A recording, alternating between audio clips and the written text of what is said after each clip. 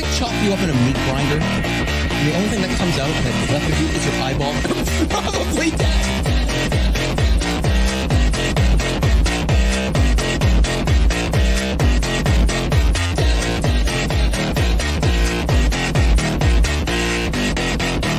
I'm not gonna put you into a meat grinder.